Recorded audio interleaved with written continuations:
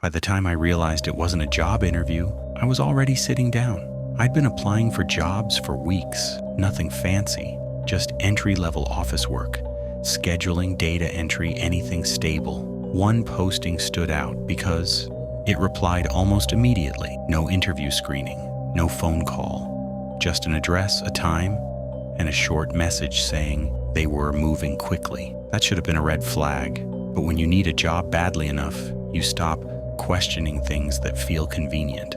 The address led me to a small office building on the edge of an industrial park. It wasn't abandoned, just quiet.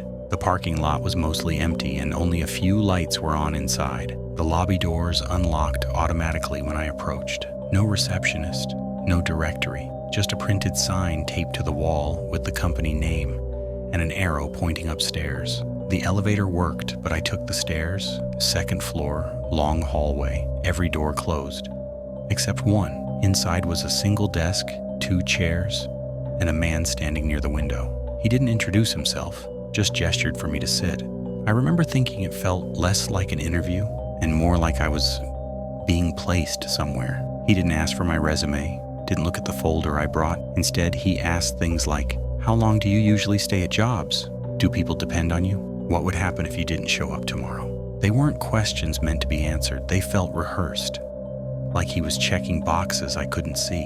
At one point, he stood up and locked the door behind him, casually, like it was routine. Then he sat back down, closer this time. He said the position required availability, not overtime, not weekends, just availability.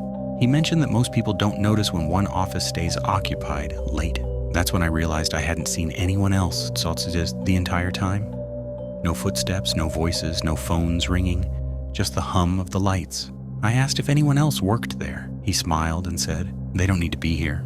I stood up, told him I didn't think it was a good fit. He didn't argue, didn't stop me, just said, "If you change your mind, you know where we are." The door unlocked immediately. That bothered me more than if it hadn't. I left the building and checked my phone in the parking lot. No signal.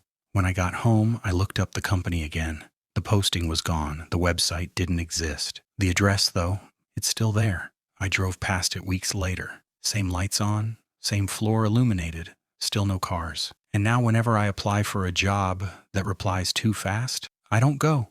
Some interviews aren't about hiring you. They're about seeing how long you'll stay.